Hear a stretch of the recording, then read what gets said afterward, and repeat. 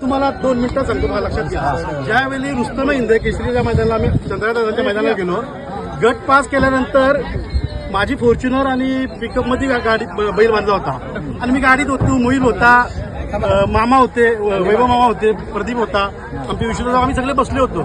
साधारणतः वय वर्ष 75 ते 65 वयाचे एक मामा आले आणि बैलाच्या समोर 1 रुपयाचा जे कागदी नोट असते ती नोट ठेवली आणि पाया पडले.